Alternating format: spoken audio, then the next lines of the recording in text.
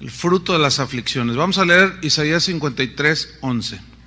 Dice así, es una profecía que apuntaba hacia Jesús, y dice: verá el fruto de la aflicción de su alma y quedará satisfecho.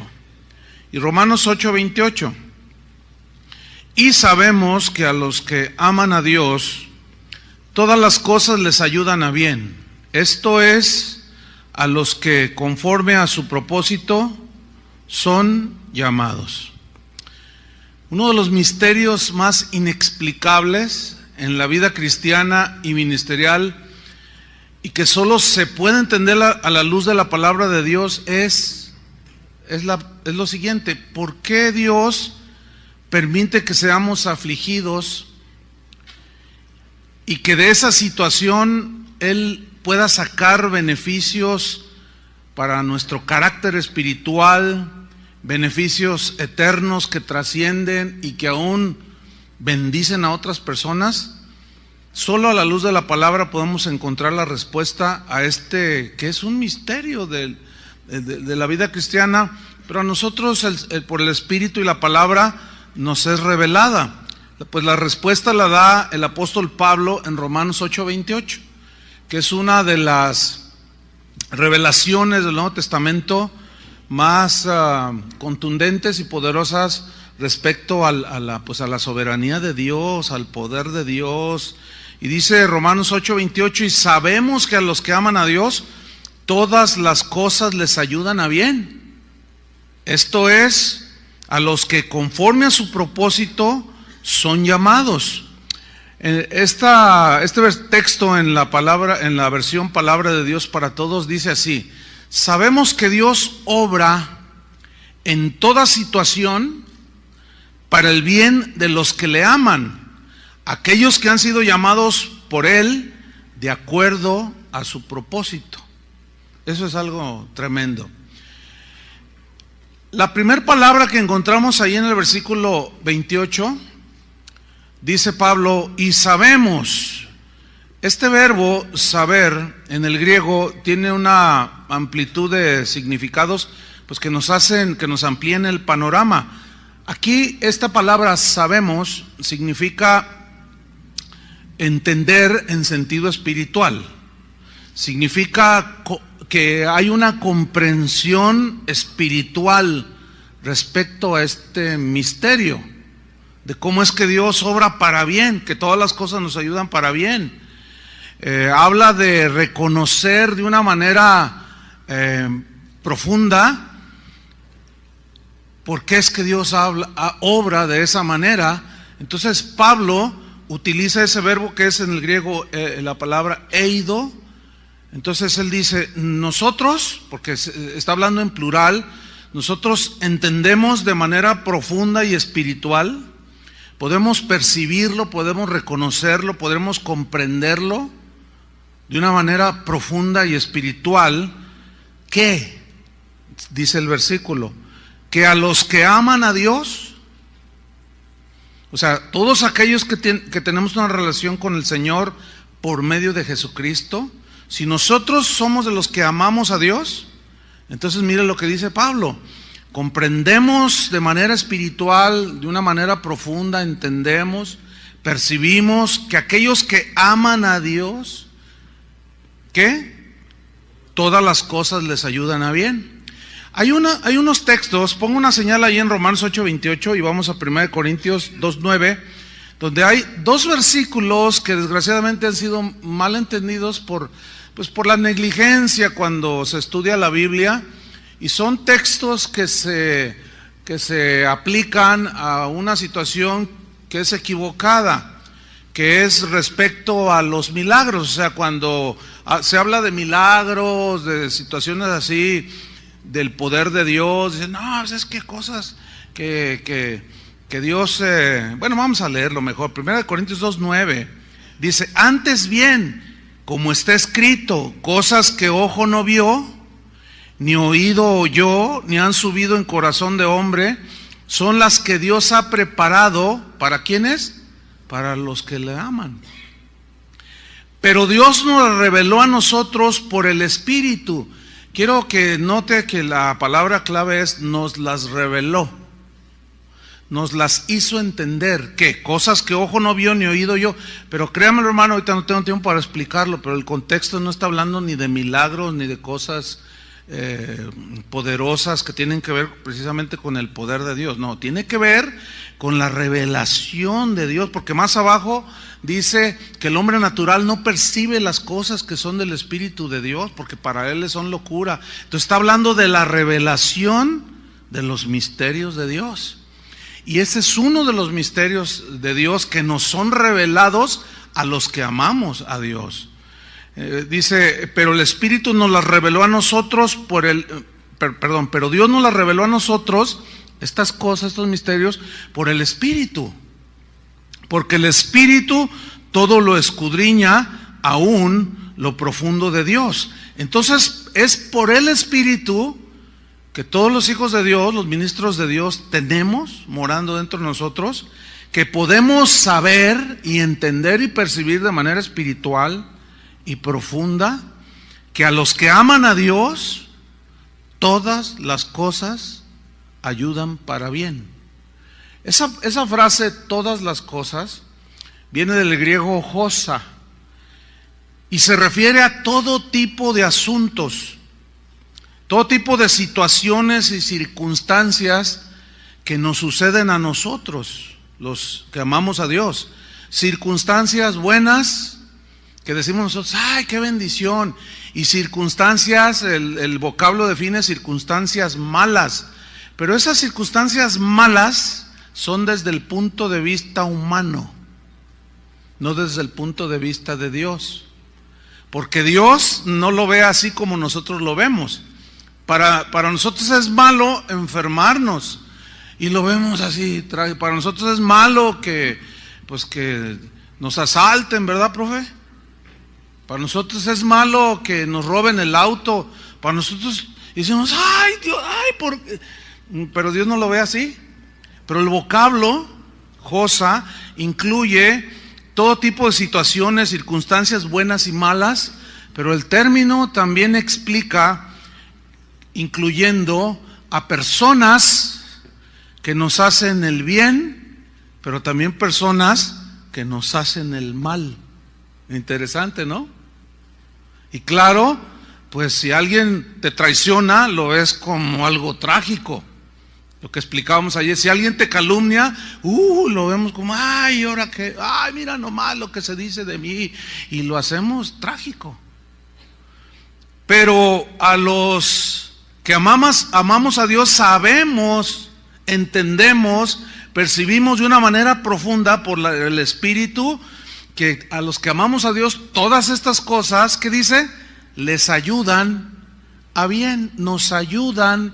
Esa palabra ayudan, les ayudan, viene de un término griego sunergeo. De esa palabra se deriva un término castellanizado que es sinergia. Y la sinergia es la cooperación, vamos a ponerlo así, de dos elementos, por ejemplo, químicos que al mezclarse el uno con el otro producen algo bueno, ¿sí? Entonces sunergeo, que aparece aquí, les ayudan, significa cooperar para obrar a favor de algo. Cooperar para obrar a favor de algo y de alguien. Por ejemplo, ustedes habrán oído esta ilustración. La sal, que tanto beneficio hace en su medida exacta, por supuesto, al cuerpo humano. La sal, que en los tiempos bíblicos era tomado como un elemento tan valioso, y de ahí viene la palabra salario, ¿sí? A los soldados romanos les pagaban en monedas, pero una porción de su salario era una medida de sal, porque tiene muchísimas propiedades. Bueno, la sal es una combinación de dos elementos químicos que son el sodio y el cloro. Ok. Al combinarse, ambos cooperan, al hacer esa sinergia, esa combinación, algo sucede allí que coopera y obra para la formación de la sal, precisamente. Interesante, ¿no? Pero si tú te tomas el sodio solo, puro, o el cloro puro, es veneno puro. Entonces la vida cristiana está compuesta de momentos dulces, de momentos de como hace un rato que Dios ministraba nuestro corazón y pues la confianza, la paz inunda el corazón. Cuando vemos que un cristiano está creciendo y dice, ay, y te anima, y decimos, ay, qué bendición, y en fin. Pero en realidad las cosas buenas y las malas, entre comillas, al fusionarse, por eso es que la vida cristiana está formada de ambas situaciones, buenas y malas, y al haber esta sinergia, esta combinación, es lo que la Biblia dice, y Pablo por el Espíritu nos revela, que al fundirse una con la otra cooperan. La vida cristiana no es como algunos piensan, dicha y felicidad, amor y paz, y aún hay más. Para nada, como tampoco es trágico toda la vida, aflicción toda la vida, no, es una combinación.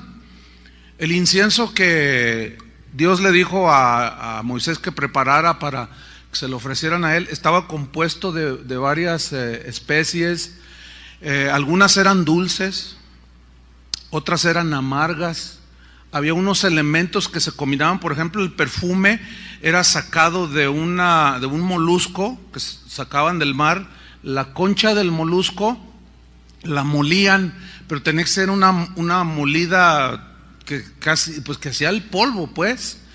Y todas las especies dulces y amargas se mezclaban, ¿sí? Y luego se mezclaban con la concha molida, o sea, era un machacar. Y el olor que despedía al machacar era feo. Fíjense qué interesante. Pero al mezclar todo y al quemarse, producía un olor fragante. ¿Se acuerdan que Pablo hablaba de somos olor fragante para el Señor? Y si ustedes fijan el contexto, está hablando de situaciones de aflicción, de problemas. Entonces, eso es muy importante que nosotros lo podamos entender. Entonces, la oposición, la rebelión, cuando se nos oponen, que decimos, ay, que nos aflige, la rebelión, cuando te calumnian, cuando nos traicionan, y con las bendiciones que nosotros decimos, ay, qué tremendo estuvo la reunión, hubo un ambiente tan bonito, y decimos, qué bendición. Todo esto hace sinergia y es cuando se produce algo bueno para nosotros, pero no solo bueno para nosotros. Generalmente, pues el que sufre es... ¿sí? Pero la sinergia produce el bien para los demás. Entonces, si tú amas a Dios y confías en Él, si estás convencido de que Dios es infinitamente sabio, entonces podrás aceptar todo lo que Dios permita que suceda en tu vida es con un propósito. O sea, los cristianos vemos la vida de Pablo y de muchos hombres en la Biblia, que cuando tuvieron esas situaciones de aflicciones, vemos que no perdían así como, ay, me quiero suicidar. Cosas de esas, ¿no? ¿Por qué? Porque ellos, fíjense, en el Antiguo Testamento no tenían la revelación que hoy tenemos en el Nuevo Testamento. Y hombres como Job, como el mismo Abraham, como muchos otros, bueno, por el Espíritu ellos, por eso dice en Hebreos 11, por la fe entendemos cómo fue constituido el universo. Por la palabra de Dios, o sea, hay una revelación. Y ellos tenían esta revelación. Entonces, si no logras entender, si no logramos entender ahora nosotros que Dios está detrás de todo lo que te suceda, todo, ¿entendieron eso? Todo, porque la frase es todas las cosas. Si no logras entender que Dios está detrás de todo lo que te suceda, terminarás peleándote con Dios, amargándote con todo mundo, hasta con el perro de tu casa. Estarás resistiendo la voluntad de Dios en tu vida porque no estás aceptando que Dios está permitiendo una situación. ¿Para qué? Para hacer una sinergia que en lo natural no lo vamos a entender.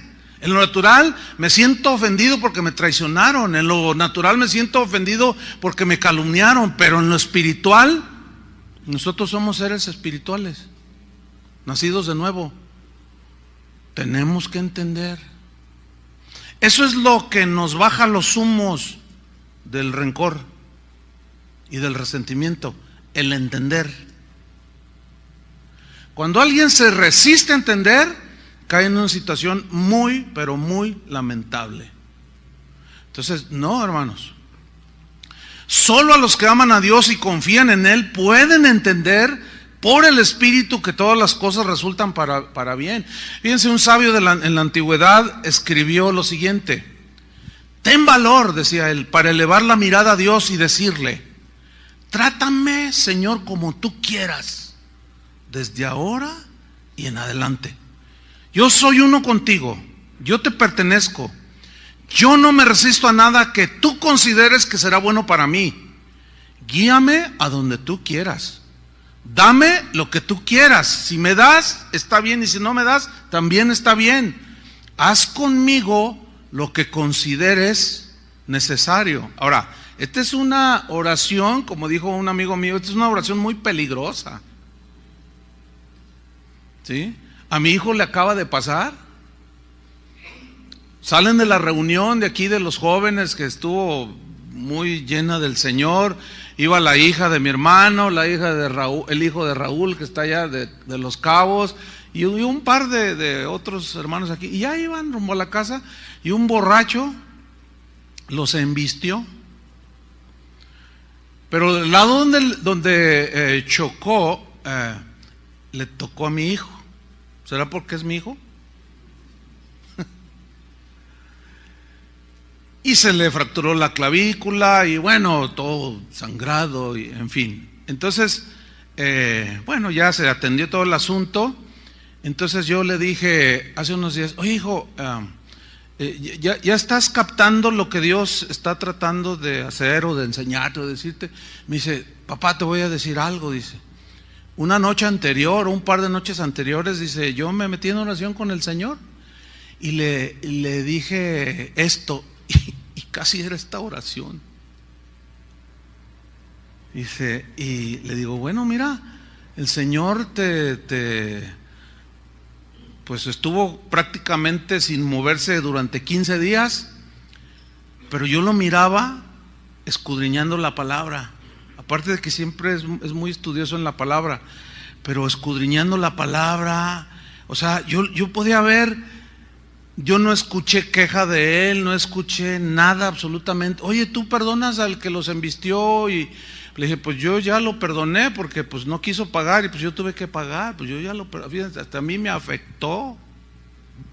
Y dice: no, yo para nada que tengo, no, al contrario, pues yo lo bendigo, etcétera, etcétera. Pero entonces fíjense, son oraciones peligrosas. Las oraciones que hacen hoy son: dame la mejor casa, el mejor y el mejor no sé qué, y la novia más bonita de la iglesia. Nada que ver. Entonces no se entiende que hay una sinergia, ¿verdad? Hay una historia que yo les contaba que pues era una de las historias que Dios usó. A veces uno dice, esta es mi favorita. La verdad es que el libro completo, la Biblia, es mi libro de cabecera, ¿no? Pero esta historia de José es de las que a mí pues me marcaron, como les comentaba anoche, ¿no? José, bueno, todos sabemos que José fue hijo de Jacob y de Raquel. Dice la Biblia que Jacob amaba a José más que a sus otros 11 hijos que él tenía, porque dice la Biblia que José había nacido en su vejez. O sea, cuando estaba viejito tuvo a José. Y dice que le tejió una túnica de muchos colores. Y bueno, pues sus hermanos lo envidiaban, lo odiaban y le hicieron maldades. Lo maltrataron, lo traicionaron, lo golpearon, lo hirieron, lo vendieron como esclavo por 20 monedas de plata. Pero José tenía algo que es precisamente la revelación que Pablo nos da de Romanos 8:28. José era un joven que confiaba en Dios. Él guardó silencio. Y algo muy importante, su corazón no se amargó. El Señor lo acompañaba en sus aflicciones. La sinergia divina empezaba a obrar en la vida de José. Ustedes saben que él llegó a ser el intérprete de los sueños de Faraón en Egipto. También él predijo un tiempo de hambre y fue nombrado gobernador de Egipto. Y en los años de abundancia, la sabiduría que Dios le había dado a José, le dio un consejo a Faraón que almacenara todos los excedentes de alimentos. Los hermanos de José, pues allá como que ya todo quedó bien y ya no pasa nada. Y José allá en Egipto, bueno, sabemos que llegó a estar en la cárcel, llegó a trabajar en la casa de un hombre llamado Potifar. Luego la esposa lo quiso provocar a que cayera en adulterio, pero José siempre estaba allí. No vemos un rasgo de amargura o de queja delante de Dios. Y bueno, se empieza a dar la sinergia de Dios, ¿sí? José sin duda no entendía muchas cosas o algunas cosas que sucedían a su alrededor, pero él conocía a Dios, amaba a Dios, pero él no entendía que había detrás del propósito de manera natural. Por eso es que para mí sin duda él tenía esta revelación de Romanos 8:28. Bueno, no entiendo por qué me hacen esto mis hermanos, pero algo estará haciendo Dios. Bueno, finalmente hay una hambruna ahí en la tierra donde estaba su familia. Los hermanos de José llegaron desde Canaán, según la historia, a comprar alimento durante esta hambruna. Y bueno, José los recibe, se revela ante ellos y se ve en estos pasajes que José perdonó a sus hermanos. Cuando se revela ante ellos, les dice: yo soy José, vive aún mi padre. Y ellos se sorprenden, se quedan fríos. Pero José les dice: no tengan miedo, no pasa nada. Y ellos todavía no se daban cuenta quién les estaba diciendo. Pues la hija del faraón. Dice: yo soy José. Y es José, sí. Y luego les comienza a describir: el que ustedes vendieron, el que ustedes golpearon, el que ustedes hicieron todo este mal. Entonces se ve aquí que José era diferente. Él perdonó en su corazón a sus hermanos, los trató bien. No buscó José la venganza, ni mucho menos los denunció en su Facebook. No, José sabía que Dios estaba detrás de todo lo que estaba pasando. Y en Génesis 45, versículo 5, está uno de los pasajes más, ¿cómo lo describiré? Pues más reveladores y maravillosos en lo que tiene que ver con el tema que estamos tratando, ¿sí? ¿Cómo es que José, en su dolor, en su aflicción, quedó callado, no se amargó, perdonó? Y vemos aquí en Génesis 45, versículo 5, porque finalmente cuando ellos se dan cuenta, pues que sí era su hermano José, los vio mal y él los trata bien. Dice Génesis 45, 5, ahora pues, les dice, no os entristezcáis. Pongan mucha atención en la lectura. Dice, ni os pese de haberme vendido acá. Fíjate cómo los está excluyendo o les está eximiendo, ¿sí? Les está hasta ministrando, les dice: no se entristezcan, no tengan condenación de haberme vendido acá. Dice: ¿por qué? Y aquí está el punto fuerte de esto: porque para preservación de vida. ¿Se acuerdan lo que aprendimos ayer? Que Pablo decía que llevo en mi cuerpo las marcas de Jesús para que la vida de Jesús, o sea, yo muero para que ustedes vivan. Y ahí está. Porque para preservación de vida. Qué tremendo es eso. O sea, Dios permitió que José fuera quebrantado, tratado, pulido. Sin duda lloró, se afligió, pero no se amargó. Porque él de alguna manera entendía que algo bueno iba a hacer Dios. Preservación de vida para sus mismos hermanos que lo habían traicionado, lo habían golpeado, lo habían maltratado. Esto, mis queridos hermanos, es algo que cada uno de nosotros tenemos que tener bien entendido. De otra manera, nos vamos a frustrar en el ministerio. Vamos a odiar a medio mundo. Y nosotros como hijos de Dios, nada más como cristianos, no se nos permite tener esas actitudes. Nos hagan lo que nos hagan. Les pregunto a ustedes, ¿alguno de ustedes ha pasado alguna situación como la de José? No. O tal vez, no lo sé. ¿Tú, Benjamín? ¿No? Bueno, qué bueno. Entonces dice, porque para preservación, esa era la razón, esa palabra porque, esa era la razón. Porque para preservar la vida, fíjate, de ellos mismos. Ellos estaban haciendo mal a su hermano y Dios lo permite en la vida de José porque alguien tiene que pagar el precio. Y lo permite y Dios, este es lo que a mí estos son de los pasajes que me botan los fusibles, ¿no? Así se desconecta. Me parece demasiado, bueno, para mí es muy claro el mensaje allí, pero se me hace muy, o sea, tan lleno de la sabiduría de Dios, tan lleno de la soberanía, tan lleno de la misericordia de los buenos y de los malos. Porque para preservación de vida, y luego miren la frase que viene a continuación, para preservación de vida me envió Dios delante de vosotros. Notan cómo Él no está diciéndole por tu culpa, por la culpa de ustedes y ahora van a ver. No, Él está atribuyéndole a Dios que Él permitió que pasara lo que Él pasó. Exactamente lo mismo hizo Job. Exactamente lo mismo hizo Job. Dios me dio, Dios me quitó. Sea el nombre de Dios bendito. ¿Ven? Entonces él está atribuyendo a Dios todo lo que había sucedido. Y en ese momento José ya entendió. Cuando los vio entrar todos hambrientos y que venían a comprar dinero, en ese momento José entendió. Por eso les dijo eso. Dijo, entonces si yo no estuviera aquí sentado ahorita en lo que potencialmente podía ser el trono mismo de Faraón, yo no tendría, mi familia se moriría.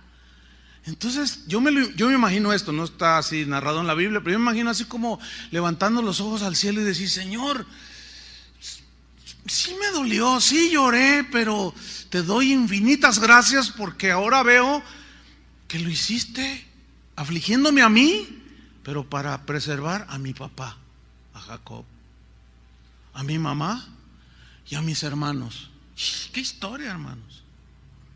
El Señor, tú me enviaste por delante. Versículo 6. Pues ya ha habido 2 años de hambre en medio de la tierra y aún quedan 5 años en los cuales ni habrá arada ni siega. Les está explicando eso a sus hermanos y Dios lo vuelve a repetir. Y Dios me envió delante de vosotros para preservaros posteridad sobre la tierra. Mira nada más, o sea, ya se fue todavía más allá. Dice, y para daros vida por medio de gran liberación. Versículo 8, así pues, y lo vuelve a repetir, no me enviasteis vosotros acá, sino Dios, que me ha puesto por padre de Faraón y por señor de toda su casa y por gobernador en toda la tierra de Egipto. Entonces nosotros podemos ver que José no vio las circunstancias que lo hicieron sufrir. Él no puso la atención en la traición, él no puso la atención en las heridas, él no puso la atención en las circunstancias que lo hicieron sufrir. Él soportó las aflicciones porque de alguna manera sabía en su corazón que Dios estaba detrás de todo. Aunque él sin duda nunca supo cómo Dios obraría a su favor, porque acuérdense que es multicolor, la multiforme sabiduría de Dios. Él simplemente sabía de alguna manera por el Espíritu que algo bueno haría Dios de esa situación. Ahora, tómate unos segundos para reflexionar en este punto, lo que estás pasando. ¿Lo están entendiendo, verdad? Se les ve en la cara. Entonces hay que aguantar. Soporta las aflicciones como buen soldado de Jesucristo. ¿Por qué? Pues porque Dios te está enviando por delante. Pues porque Dios lo está permitiendo para darle vida. No te fijes, es que el hermano me dijo que... No te fijes en eso, por favor. Perdónalo y más bien pon tu mente y tu corazón en el Señor. ¿Qué quieres hacer? Pues en el dolor, confórtame, ¿no, Señor? En las lágrimas, pues tú sécamelas, aunque nadie me haga caso. Ahí, tú y yo solos, ahí en el cuarto, en la almohada, aunque la inunde, pero que tú estés ahí. Fíjate en eso y no te fijes en, mi reputación, que yo... Eso es de la carne. Estás herido en la carne, pero en el espíritu es un nivel más alto. Entonces solamente puedes hacer dos cosas: quedarte en el nivel de la carne o en el nivel del espíritu. No hay más. Un día va a llegar, pues va a llegar la ocasión cuando miraremos atrás y veremos las cosas que en su momento tal vez por falta de entendimiento considerábamos desastrosas, pero las vamos a ver ahora hacia atrás.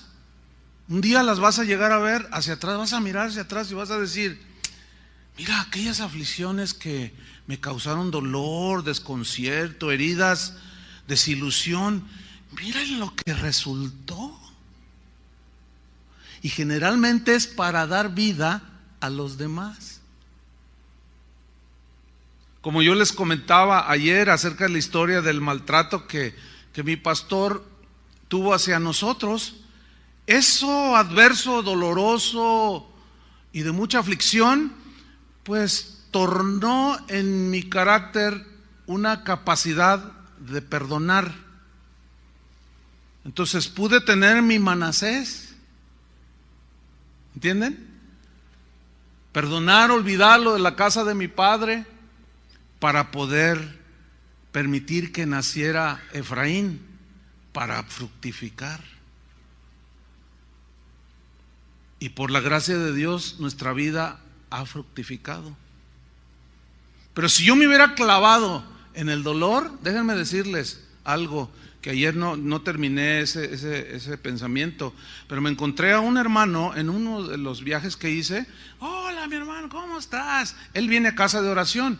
Entonces, pero él era un niñito como de, no sé, 5 años, 6 años, cuando nosotros salimos de allá, de aquella iglesia, y sus padres los conozco y todo, etcétera. Entonces, pues él ya está casado, tiene hijos, y aquí ya tiene 25 años, ¿no? Y me lo encontré.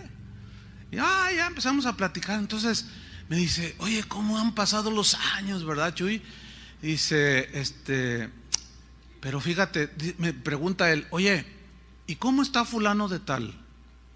Y me empieza a preguntar todos los que él conoció, que también fueron traicionados, pisoteados, heridos, burlados, etcétera, etcétera. Entonces cuando me empieza a preguntar, me dice: oye, ¿y fulano de tal? Le digo: híjole, pues no, pues ese se fue al mundo. ¿Cómo? Oye, ¿y fulano de tal? No. Oye, ¿y el matrimonio fulano de tal? No, pues fíjate que pasó esto. Oye, ¿y fulano? No, ya se murió. ¿Cómo que se murió? Ya se murió. ¿Y sabes qué? Se murió amargado. Nunca quisieron perdonar al pastor.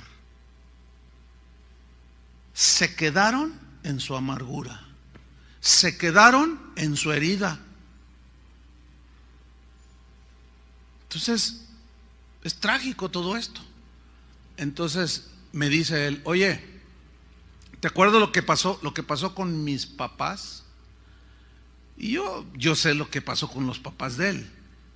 Estamos hablando de hace más de 35 años.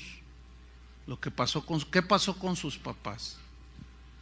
Él era un bebé. En la casa de él se levantó una iglesia de esta congregación y empezó a crecer, y en un lapso de un año llegó a tener 150 personas. Llevaba un crecimiento muy notable. Entonces ellos brindaron el local y todo, y pues a mí me tocó ministrar múltiples veces, y allí llevábamos la congregación. Entonces la gente empezó a diezmar y ofrendar, y se empezó a hacer un fondo pues para comprar un terreno. Pero un día el pastor llegó, como que yo pienso como que era fue como de los precursores de lo que hoy es muy común, porque llegó y él no llegó, ¿cómo están? No llegó a predicar, nomás dijo, ¿dónde están los diezmos? ¿Cómo? No, pues están en el banco. No, pues denme el cheque. No, pero ¿por qué? Pues si vamos, no, yo soy aquí el pastor. Fue de los primeros que se empezó a nombrar apóstol. Entonces, no, pues le dan el cheque y los despelucan, no tenían ni para pagar la luz luego. Y los papás de él se afectaron tanto, se sintieron tan afectados, pusieron su mirada en la ofensa. Y me dice, ¿sabes qué, Chuy? Hasta la fecha ellos no van a una iglesia. La amargura los tiene mal. Dice, últimamente he visto como una lucecita. Dice, porque llego a visitarlos, llegué hace unos días. ¿Cómo estás, hijo? Bien, ¿y ustedes? No, pues aquí, que no sé qué. Entonces dice, siempre te vemos tan contento, siempre te vemos tan feliz, hijo. Tengo al Señor, papá. Dice, entonces yo volví a tocar el punto, papá, ya, perdónalo. Dice que agachó la cabeza. Dijo, ¿tú crees que debo perdonarlo? Fíjense, más de 3 años. Por supuesto, papá. Dice, oye, ¿y si voy allí a casa de oración, tú crees que me reciban? Fíjate nomás. Pues supongo que sí, no hay nada que impida. Entonces le digo, pues sigue orando, y si lo logras convencer que venga, pues que venga. Fíjate nada más de 30 años, fijándose en la ofensa, toda la vida perdida, ¿sí o no? Bueno, aquí es donde hay que pedirle la gracia al Señor. O te quedas ahí, o tienes la actitud de José. No hay más, hermanos. Entonces fíjate lo que dice. Sabemos, volviendo a Romanos 8:28, y sabemos que a los que aman a Dios todas las cosas les ayudan, cooperan a bien. Esa palabrita, o esas dos, a bien, viene del griego agatón, y significa, fíjense qué interesante, a bien significa beneficiar a alguien.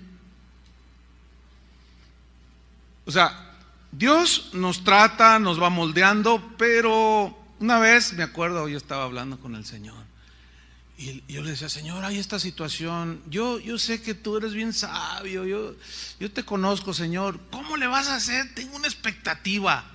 Y estaba yo, a veces mi diálogo con el Señor es así, bueno, cada quien tiene su comunión con el Señor, ¿no? Entonces yo le dije, Señor, no, es que a veces te sacas de la manga algo que pues ni a nadie se le... Y yo me estaba hasta riendo y hablando con el Señor. Entonces fíjense cómo habló Dios conmigo. Me dice, ¿sabes? Te voy a decir algo, Chuy. Yo soy el mejor billarista. Yo dije, ay, ¿qué es eso? ¿Cómo que Dios es el mejor billarista? Y me dice, sí. Dice, pues tú sabes a lo que me refiero. Pues yo conozco el billar y sé jugar la carambola, ¿sí? Entonces, que no es pecado, algunos dicen que es, pero no es pecado, es un juego. Y algunos de esos que luego escuchan por internet van a decir, ¿el pastor juega billar? Pues tengo mucho que no, pero si me encuentro ahí una mesa, pues sí, me echo una carambola. Entonces, el Señor me habló así, me dijo, mira, yo soy el mejor billarista. Entonces yo entendí, dice, mira, oh, sí. No sé si ustedes han visto en la televisión, pero eventualmente, ya hace mucho que no lo veo, en algún canal por ahí de deportes, sacan las carambolas que les llaman de, ¿cómo les llaman? De fantasía. O sea, son 3 bolas, son 2 blancas. ¿Cómo es? Ya hasta se me olvidó. Para que vean que no es un mal hábito. ¿Qué es una blanca y 2 rojas? No, 2 blancas y una negra o roja. Ok, entonces la carambola se dice de 3 bandas porque le tienes que pegar a la bola o tiene que pegar en 3 bandas y luego con la bola que tú le pegas, con el taco se llama, no se come, ese no se come. El taco, entonces pega la bola y entonces ya le pegas a la roja y dices, uy, es una carambola de 3 bandas, pero hay unas de fantasía que los expertos, los que están muy ejercitados en eso, hacen cada cosa y ellos te dicen lo que van a hacer. Dicen, miren, y ponen situaciones extremas así de posición de los bolos, ¿no? Las bolas. Entonces dicen, miren, yo voy a pegar aquí, y entonces empiezan a hacer su medición y va a hacer así, y va a darle en la carambola. Entonces dices, ¿cómo? No. Entonces todo el mundo está viendo ahí, entonces están ellos.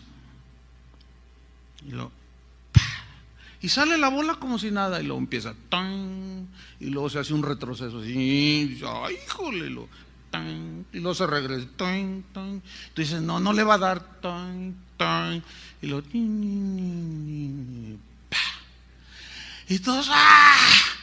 Dice el Señor, pues así soy yo. Pero él me dijo, soy el mejor. O sea, allá está el hermano, allá está la hermana. A ver, ¡pum! Órale, ¡pum! ¡Ta! Y luego se regresa y ¡pum! Le pega el Chuyo Olivares. Y luego el que está durmiendo lo despierta. ¡Ta! Y termina pegándole acá. A este que está acá. A ver, explícate eso.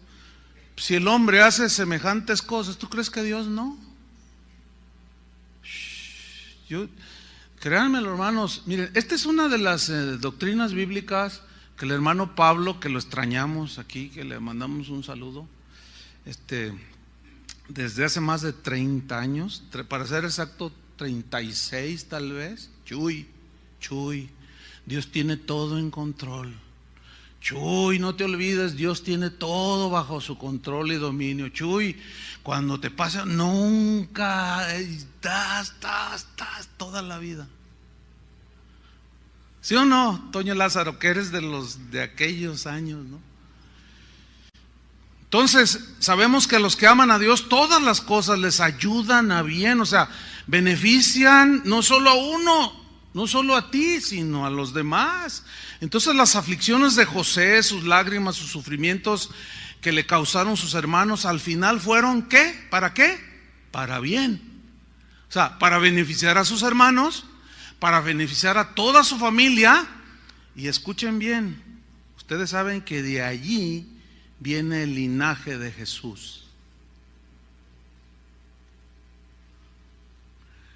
O sea, era imposible que a Dios se le escapara, pero Él sí necesitaba de alguien que entendiera, que no se amargara.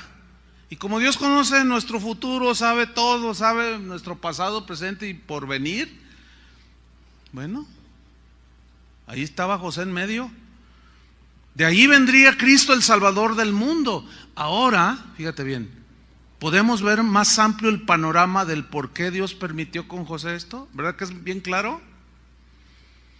Pero vamos a ver al apóstol Pablo, cómo sus aflicciones beneficiaron a los demás y tiene implicaciones eternas, de eternidad. Vamos a Filipenses 1:12. Filipenses 1:12 al 14.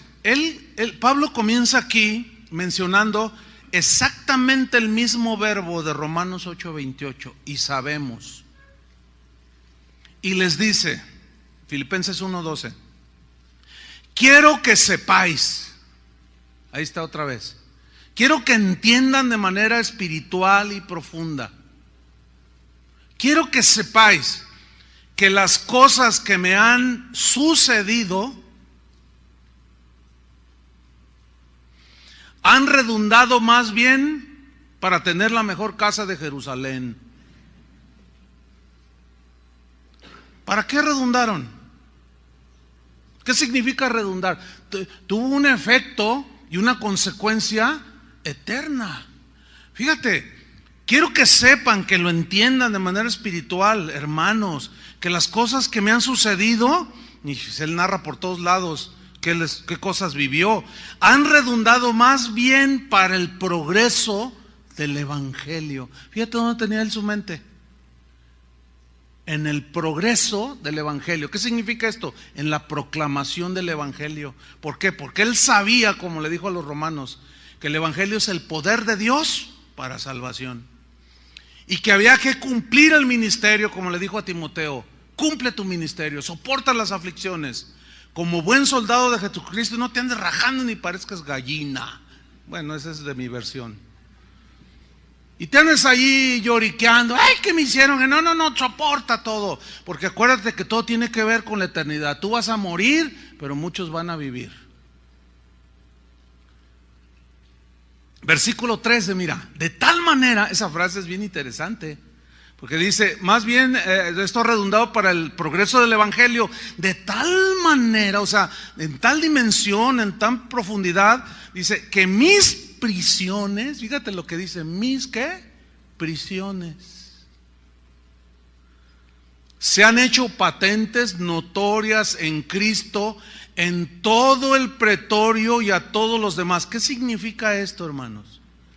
Que él predicó, él dijo, dice, yo estoy preso, pero la palabra de Dios no está presa. Él evangelizó a todo el mundo ahí, adentro. A la carta a los romanos y otras cartas dice, salúdenme a los de la casa del César, salúdenme a los de allá de la prisión, salúdenme a los de acá, salúdame al hermano que está ahí en el bote, salúdame. ¿Por qué? Él nada lo detuvo, hermanos. Nada lo detuvo.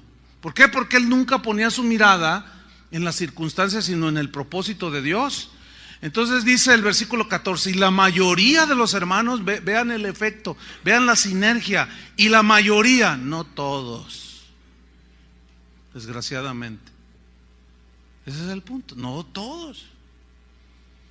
Sin embargo, la mayoría de los hermanos, de una manera espiritual, cobrando ánimo en el Señor, con mis prisiones, oiga, ¿qué no es al revés? Humanamente hablando. Humanamente hablando es al revés. O sea, uno no cobra ánimo. Ay, metieron al bote a la hermana Chole. Ah, pues qué bueno, gloria a Dios. Pues no, o sea, lo normal no es así. Pero yo quiero que ustedes pongan mucha atención a esos pasajes que los leemos y pues así como, ya me lo sé. O, esto no tiene nada. No, tienen mucho. Y los hermanos, la mayoría de los hermanos cobrando ánimo en el Señor con mis prisiones, se atreven mucho más a hablar la palabra sin temor. Wow, ¿cómo? A ver, ¿alguien me puede explicar de una manera natural cómo funciona eso? No se puede. ¿Qué no es al contrario? Dan temor las cosas. Por eso nosotros estamos llamados a andar por fe y no por vista. Hace un rato Adrián ministraba algunos que él percibía que podían tener temor por las circunstancias de inseguridad que se vive alrededor.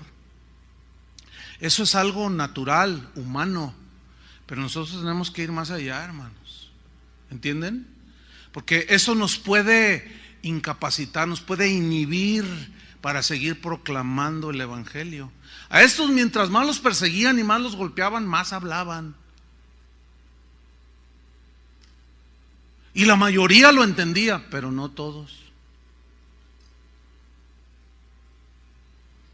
No, ya no digas esto porque se ofenden, ya no hables de esto no, mejor hay que decirles que Dios es amor y que, ay, aleluya, gloria a Dios, y así mira, vas a estar bien con todos y ya vives tranquilo. No, hermanos, eso no es un ministro verdadero del evangelio. El ministro habla la palabra a diestra y a siniestra y no anda diluyendo ahí el mensaje por temor al sufrimiento y a la aflicción. Entonces Pablo dice, las cosas que me han sucedido, ¿Se acuerdan que él dijo, y todas las cosas nos ayudan a bien? Las cosas que me han sucedido han redundado más bien para el progreso del evangelio. Yo me acuerdo en aquellos años que el hermano Pablo decía, todo, Chuy, todo. Yo le decía, pero ¿cómo, hermano? Y entonces él me explicaba siempre. Ustedes, los que lo conocen así más de cerquita, saben que es un hombre que apenas hablas 3 palabras con él. ¿Cómo está, hermano Pablo? Dios le bendiga, qué gusto saludarle.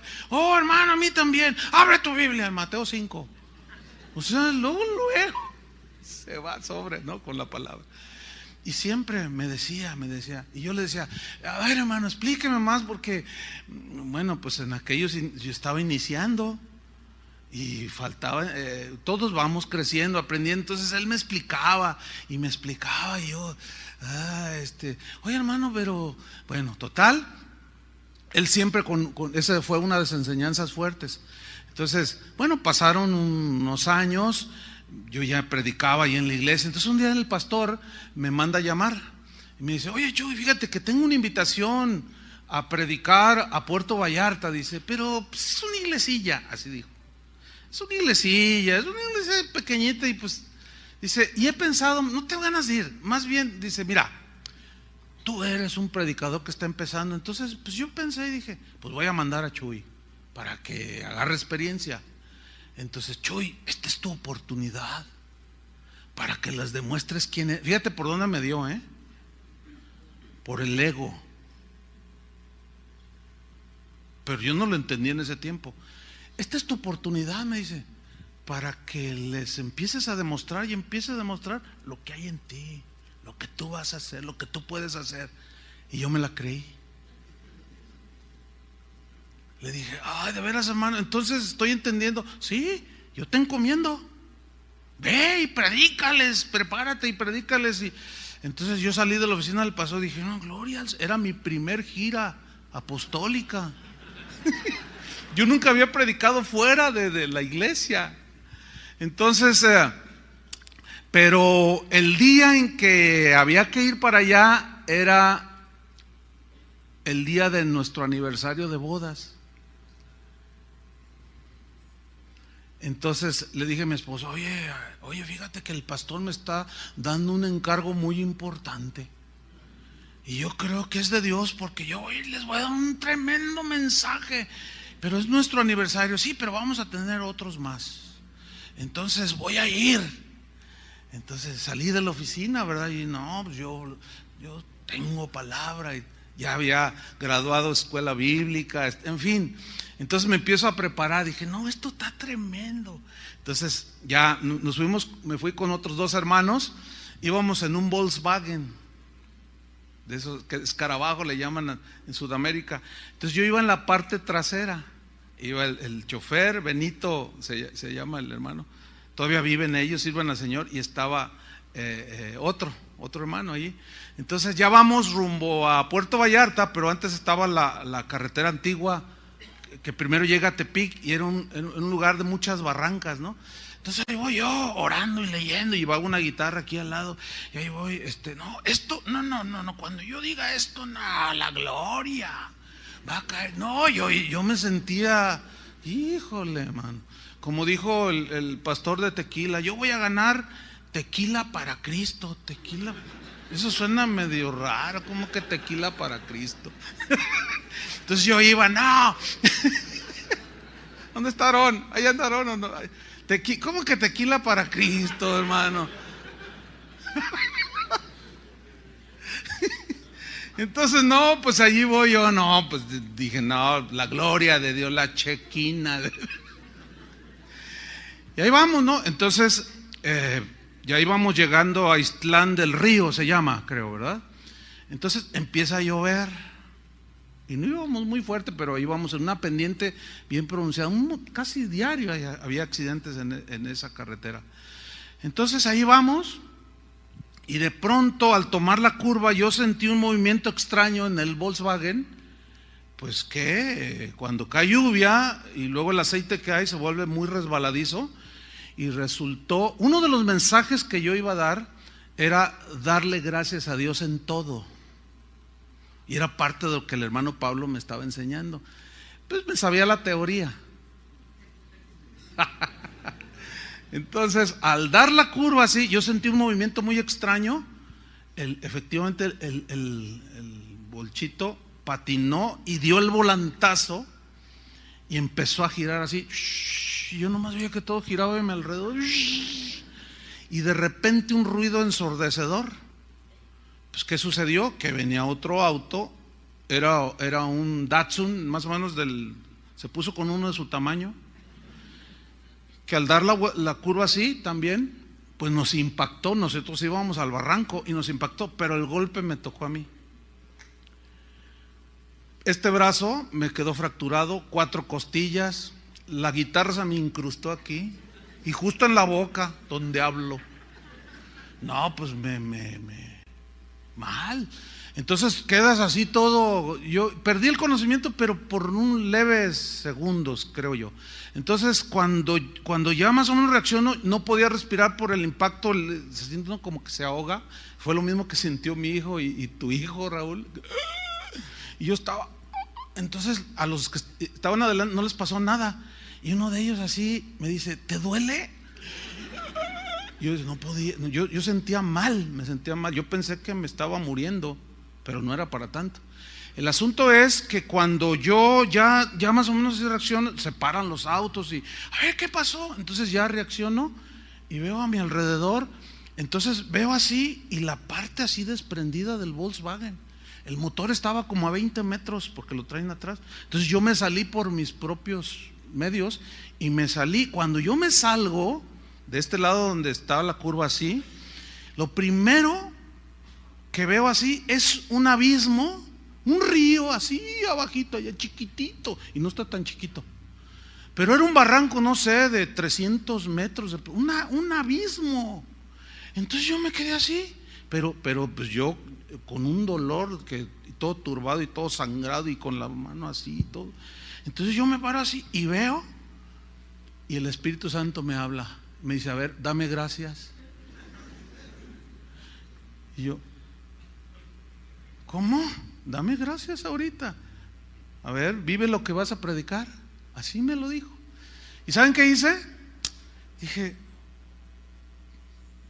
y levanto la mano buena y empiezo a alabar a Dios. Así, y en voz audible, Señor, gracias, gracias. Y miraba el abismo y decía, híjole, no, Señor, gracias. Yo sé que algo tienes bueno para mí. Y lo miraba, pero como pues estaba todo sangre, ya ven que la sangre en la cara aquí pues es muy escandalosa, ¿no? Se paraban los autos, mira ese muchacho, ay, pobrecito, se va a morir. Y no, la gente así es, ¿no? Otros queriendo ayudar, y Islán del Río está cerquita. No, pues llegó la ambulancia. Para eso, bueno, pues yo ya estaba así todo y con la mano buena alabando a Dios. Llega la ambulancia, la Cruz Verde, y me llevan. Y la agencia o la Cruz Verde estaba a la orilla de la carretera, por ahí teníamos que pasar. Entonces ya llegamos y me meten y me dan los primeros auxilios, una enfermera. Y me empieza a curar y me toma unas radiografías y dice, estás fracturado. Y te vamos a hacer unos estudios, etcétera. Y luego me dice, mientras me curaba, me dice, ¿a dónde iban? ¿Qué pasó? No, pues chocamos. ¿A dónde iban? Pues iba a Puerto Vallarta. Ay, estos jóvenes de hoy, a darle vuelo a la hilacha. Esta juventud está perdida. Yo le dije, no, espéreme, no, yo no le iba a dar vuelo a la hilacha. No, todos los jóvenes van a Vallarta, eso. Le digo, no, yo soy predicador y yo hablo la palabra de Dios. Y me dice, ¿predicador? ¿De qué? Del evangelio. Y dice, a ver, hábleme. Entonces yo le empiezo a hablar.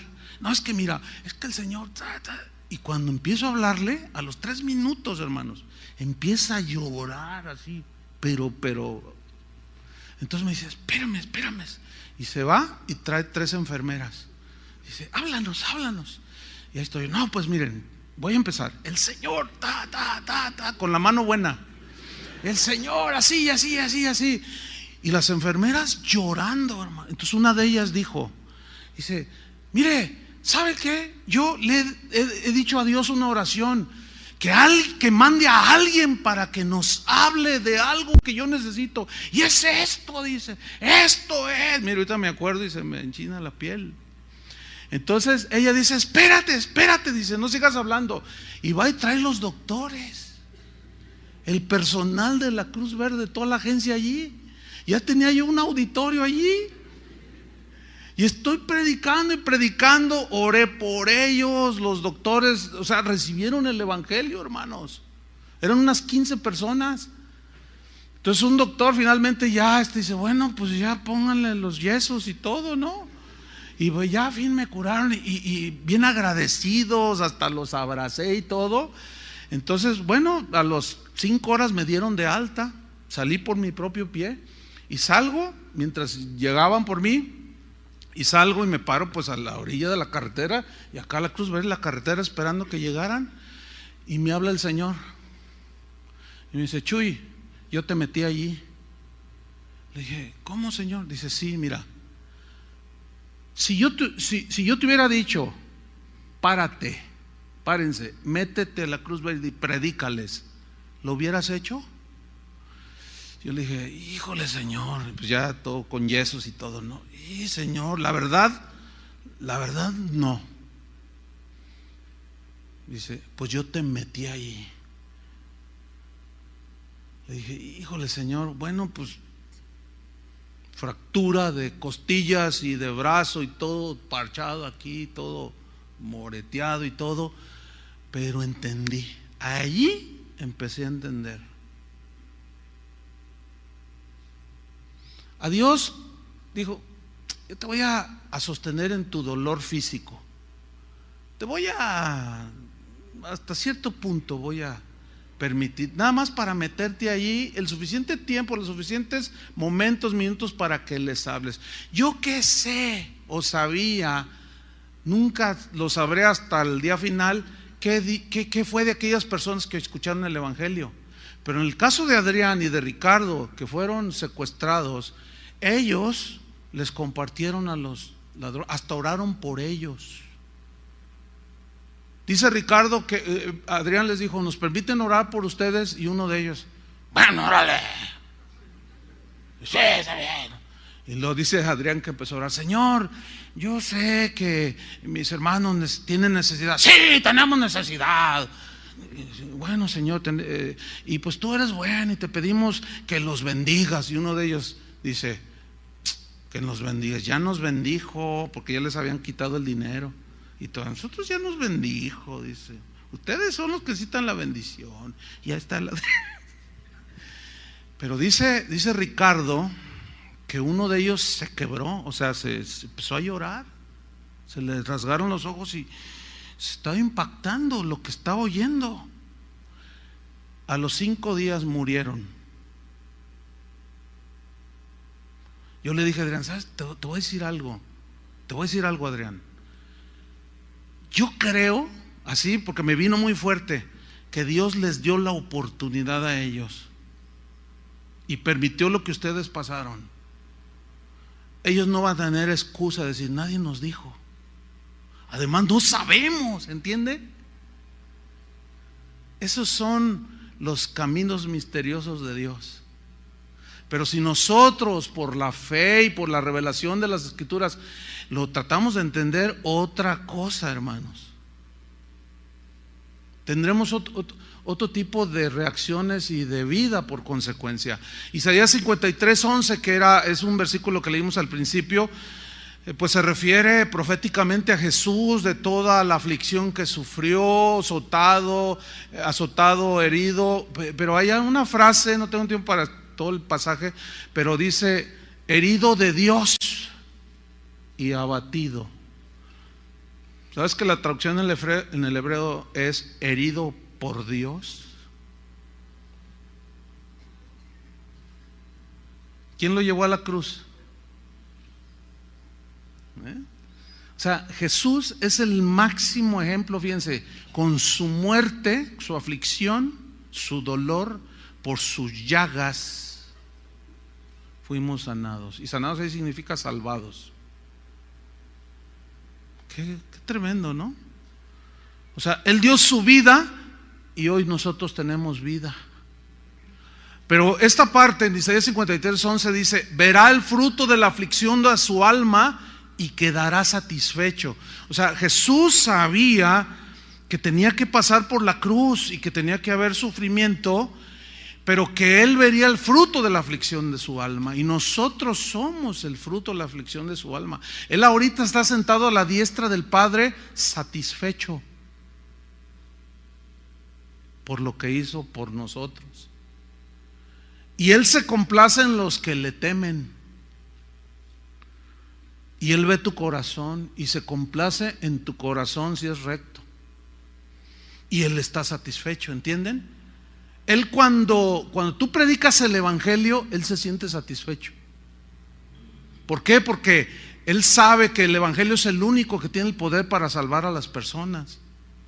Entonces, cuando ve que alguien recibe el evangelio, Él se siente satisfecho, se siente contento. Por eso, hermanos, el mayor pecado de la iglesia de hoy es diluir y ocultar el evangelio,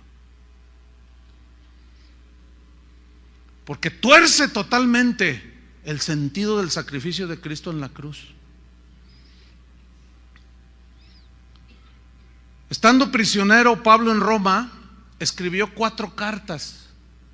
Prisionero, dije, subrayen eso. Escribió Efesios, Filipenses, Colosenses y Filemón. Esto dijo en Efesios 1:3, estando en la cárcel: bendito sea el Dios y Padre de nuestro Señor Jesucristo, que nos bendijo con toda bendición espiritual en los lugares celestiales en Cristo. ¿Este es el lenguaje de un prisionero común? No. Filipenses 4:4, regocijaos en el Señor. Otra vez os digo, regocijaos, pero subrayen, estaba en la cárcel. Regocijaos, otra vez os digo, regocijaos. Pregunto, ¿este es el lenguaje de un prisionero común? No. Colosenses 3:15, y la paz de Dios gobierna en vuestros corazones, a la que asimismo fuisteis llamados, y sed agradecidos. Pregunto, ¿este es el lenguaje de un hombre común, de un cristiano común de hoy? No. Colosenses 4:2, perseverad en la oración, velando en ella con acción de gracias. Otra vez, Colosenses, acción de gracias. Pues este no es el lenguaje de un prisionero común, por supuesto que no, sino es el lenguaje de alguien que sabía que todas las cosas que obraban para bien. Juan Bunyan, ¿saben quién es Juan Bunyan? El que escribió El progreso del peregrino, que por cierto es el libro más leído después de la Biblia. Está reconocido como una de las obras literarias más notables en la historia. Bueno, pues Juan Bunyan escribió en la prisión El progreso del peregrino. Supongo que a estas alturas ya todos han visto la película o leído el libro, ¿sí? Les recomiendo que lo vuelvan a leer, porque no sé cuánto hace que lo leyeron o lo vieron. Vuélvanlo a ver. Pongan en su mente ese hecho, que John Bunyan estaba en prisión. Empiecen a ver eso. Empiecen a ver cómo él tiene esa habilidad dada por el Espíritu de narrar de una manera impresionante lo que tiene que ver con la vida cristiana. En John Bunyan, la historia, sus contemporáneos o sus biógrafos dicen que nunca oyeron de la boca de John Bunyan una queja. ¿Saben que desde la cárcel donde escribió El progreso del peregrino, desde la cárcel él mandaba escritos de consolación a su congregación? Él fue pastor y tenía una congregación. Por 12 años su congregación estuvo orando para que lo liberaran, y durante 12 años él les mandaba escritos de consolación para la congregación, y eran leídos ahí, aparte de la Biblia, ¿no? Porque era un hombre de la Biblia, por supuesto, pero decían, les vamos a leer una carta del pastor. y hagan de cuenta que están viendo o están leyendo al apóstol Pablo. Impresionante, ¿sí? Entonces, para irnos sobre el final, sabemos que los que aman a Dios, todas las cosas les ayudan a bien. Esto es, a los que conforme a su propósito son llamados. ¿Con qué propósito te llamó el Señor? Bueno, en primer lugar, ¿qué significa propósito? Aquí propósito en el griego significa el deseo de Dios, la intención de Dios, el designio de Dios. Entonces, ¿con qué propósito, con qué intención y designio Dios te llamó? ¿Cuál es el propósito por el cual tú estás en el ministerio? Aquí cabe hacer una pregunta importante a estas alturas. ¿Por qué estás en el ministerio? Esto lo dije en la primera reunión ayer. ¿Por qué estás en el ministerio? ¿Por qué estás pastoreando? ¿Por qué dices yo soy ministro del Señor? Si tú eres un verdadero ministro del Señor, vas a decir, estoy sirviendo al Señor por varias razones. Número uno, porque amo a Dios. Número dos, porque Él me llamó. Y número tres, porque obedecí el llamado. Y pretendo no desviarme del llamado. ¿Cuál es nuestro llamado? Predicar el Evangelio. Amén, hermanos. Haced discípulos. Ese es nuestro llamamiento. No andar haciendo cosas que nada tienen que ver con el ministerio.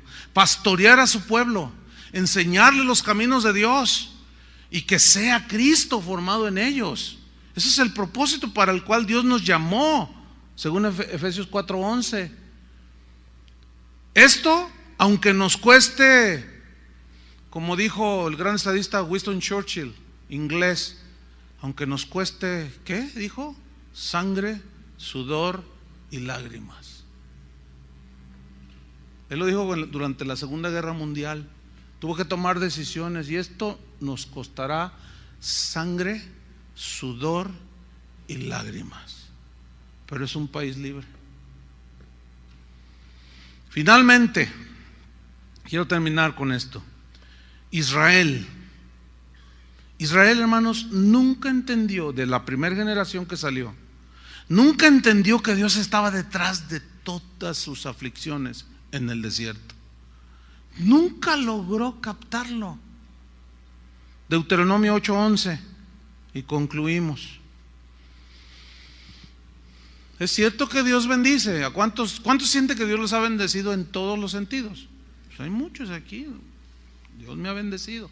Sí, Dios es un Dios que bendice, por supuesto. Yo me considero una persona que Dios ha bendecido también y le doy gracias. No es una gracia de Dios, lo reconocemos. Deuteronomio 8:11. Mira la advertencia de Dios. Cuídate de no olvidarte de Jehová tu Dios, para cumplir sus mandamientos, sus decretos y sus estatutos que yo te ordeno hoy. Versículo 12. No suceda que comas y te sacies. Eso habla de abundancia, ¿no? Porque no suceda que comas y te sacies y edifiques buenas casas en que habites, y tus vacas y tus ovejas se aumenten, y la plata y el oro se te multipliquen, y todo lo que tuvieres se aumente. Bueno, Dios en su soberanía le da al que Él quiere y cuanto Él quiere. A algunos les da más que a otros. Eso es algo soberano en el Señor, ¿verdad? Algunos dicen erróneamente que a todos estamos destinados para ser ricos. Eso es mentira. Eso no está en la Biblia. Pues no tengo tiempo de rebatirlo ahorita. Pero dice, no sea que todo se te aumente, versículo 14, y se enorgullezca tu corazón, y te olvides de Jehová tu Dios, y miren, que te sacó de la tierra de Egipto, de casa de servidumbre, y pongan atención a esto, que te hizo caminar por un desierto grande y espantoso. Pregunta, ¿quién los metió al desierto? Ok. Que te hizo caminar por un desierto grande y espantoso, lleno de serpientes ardientes. Los que tienen una mente natural razonan así, dicen, no, y citan Mateo, donde dice, ¿qué padre de vosotros si su hijo le pide un pan, le da una piedra? No. Y citan eso. No, ¿cómo Dios? Dios no te va a meter jamás en una situación de aflicción. Eso es del diablo. Es que ellos ven nada más una parte de la moneda, un lado de la verdad. Pues aquí es claro que te hizo caminar por un desierto grande y espantoso, lleno de serpientes ardientes y de escorpiones y de sed. Órale. Donde no había agua, y Él te sacó agua de la roca del pedernal. Notan que aunque no había agua, Él milagrosamente hizo en el desierto brotar agua de la peña, que simbolizaba a Cristo. Fíjate el 16, que te sustentó con maná en el desierto, o sea, no se murieron de hambre. Comida que tus padres no habían conocido. Y luego mira lo que dice: afligiéndote y probándote para a la postre hacerte bien. Esta generación de judíos que salieron de Egipto nunca entraron a la tierra prometida. Ustedes saben eso. ¿Por qué? Porque jamás entendieron que Dios quería que aprendieran a confiar en Él. Ellos siempre se enojaron, se quejaron, murmuraron, se rebelaron contra Moisés y contra Dios. Terminaron amargados y postrados en el desierto. ¿Por qué? Porque ellos nunca se fijaron en lo que Dios iba a producir al permitir que pasaran por ahí. Nunca lo lograron entender, porque su corazón estaba solamente en mi seguridad. Tengo hambre, quiero pepinos, quiero cebollas, ¿sí? Mira nomás, nos sacaste de la tierra de allá de Egipto, y mira nomás a dónde nos metiste, y por tu culpa, Moisés, y ahora por tu culpa, y por esto y por lo otro, siempre, y que tú me dijiste, y que te vamos a linchar, Moisés. Y Moisés corría y se refugiaba en Dios. Señor, mira tu pueblo, no es el tuyo. Señor, ¿qué? Y oraba por todo el montón de rebeldes y se postraba. Pero esa generación, ustedes saben, nunca entró porque nunca entendió. Tú puedes estar dando vueltas por 40 años en el desierto y nunca entender. Y a lo mejor llegas a viejito. Y yo fui pastor por 60 años. Y luego pues, llega un joven y, oiga, yo quiero servir a Dios. Yo fui pastor por 60 años. Pero hay mucha ingratitud, te traicionan los hermanos, hay mucho dolor. Empieza a contar sus amarguras. A mí me hicieron esto, dijeron que yo era el anticristo, dijeron que pues ay, piénsatela bien. Entonces el otro ve toda la amargura así, dice, fíjate, ¿quieren terminar así? Pongan sus ojos en lo que Dios puede producir. El fruto de la aflicción de nuestras almas. Amén.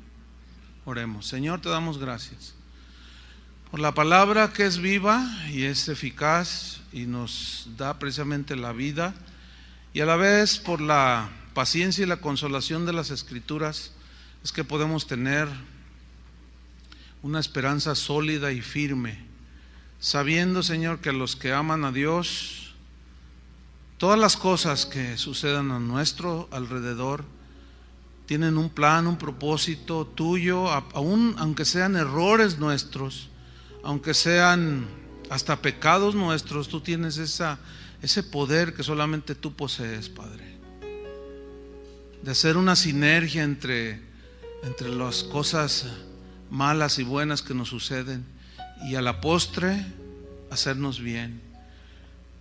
Pero siempre será mirando en un nivel absoluto. No solo nosotros, sino ves a los demás que nos rodean, y no solo a ellos, sino ves a las generaciones venideras en tu gran sabiduría. Padre, te agradecemos, Señor, por cada circunstancia, Señor, que tú has permitido. Así como están con su rostro inclinado ante el Señor, si alguno de ustedes reconoce, considera que a lo mejor no había entendido, y que hoy Dios te ha como cantábamos, una palabra tuya, Señor, bastará. Y que tú hoy te puedes levantar ahí en tu lugar, levantar tus manos y darle gracias a Dios. ¿Pudieras hacerlo por lo que estás pasando, por lo que has pasado?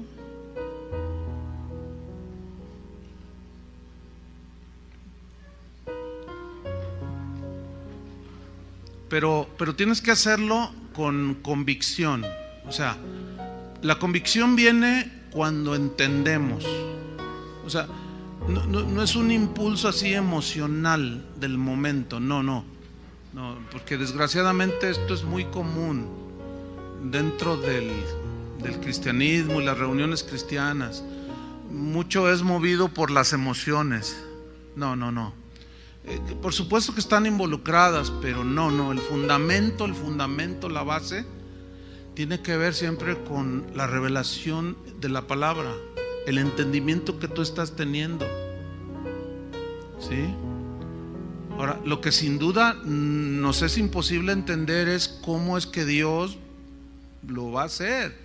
Ahorita te duele, nos duele, lloramos, pero esa es precisamente la fe. La fe es la que te asegura que Dios está contigo, que tú confías en Dios como confió José, como Abraham cuando Isaac le dijo: aquí está la leña, pero falta el sacrificio. Y el verdadero lenguaje de la fe, como Abraham dijo: hijo, no te preocupes, Dios proveerá del cordero, Dios proveerá. Entonces tú estás en una situación así, pero no, que no sean tus sentimientos, sino que sea la convicción que te dio la palabra, por la que tú levantas tus manos y le dices: Señor, gracias. Porque mi mente natural yo no puedo entender, somos incapaces de entender. Sin embargo, el entendimiento de Romanos 8:28, sabemos, o sea, entendemos de manera espiritual profunda, que a los que aman a Dios, todas las cosas ayudan para bien. Toda situación, toda persona, que por qué permitiste esto, no mires quién te ofendió, no mires quién te defraudó, no mires quién te traicionó, no. Trata de mirar más allá, o sea, eso es mirar a nivel natural nada más. Pero si tú logras ver, así como Moisés, que puso sus ojos, su mirada en el invisible, entonces tú vas a poder andar arriba de las circunstancias. ¿Por qué? Porque tú sabes de una manera espiritual que Dios va a obrar. Siempre va a ser para producir vida y cambios en nosotros. Padre, te damos muchas gracias, porque un día tú nos llamaste, Señor. Primeramente nos salvaste. No fue por obras, sino fue por gracia, por medio de la fe. Gracias por el don de la salvación, Señor. Es un regalo, nadie nos la ganamos. Pero nosotros ignorábamos que tú tenías en tus planes un llamamiento, porque tu palabra dice que tú eres el que escoge, y nos escogiste tú, Señor. Nosotros no escogimos hacer lo que estamos haciendo. Tú nos llamaste, nosotros obedecimos, y aquí estamos, Señor, tratando de entender, tratando de hacer crecer nuestro conocimiento, nuestro entendimiento espiritual, porque hacer la obra del ministerio no es nada fácil. Por eso muchos se frustran, Señor, porque lo hacen de una manera carnal, natural, y se amargan, y se duelen, y lloran, pero es un llanto y una amargura que no tiene fundamento espiritual, es la carne. Pero cuando lloramos, sí, porque nos duele, sí, porque nos ofendieron, pero a la vez perdonamos, a la vez logramos entender de manera espiritual que algo vas a hacer, Señor, en esta situación. Gracias, Padre, porque creemos que tu palabra es viva, creemos que tu palabra sigue siendo nuestra guía de conducta, seguimos creyendo que tu palabra sigue hablándonos y sigue siendo lámpara a nuestros pies. Gracias, Señor, por los hermanos que nos han provocado dolor. Perdónanos a nosotros si hemos provocado en algunas ocasiones la aflicción a otros. Somos imperfectos, pero no queremos amargarnos, Señor. No queremos terminar como Israel de la primera generación, postrados en el desierto, que no lograron ver el propósito por el cual tú los habías sacado de Egipto y se quedaron allí. Y te doy gracias, Señor, por el consuelo de las Escrituras. En el nombre de Cristo Jesús te damos muchas gracias, Señor.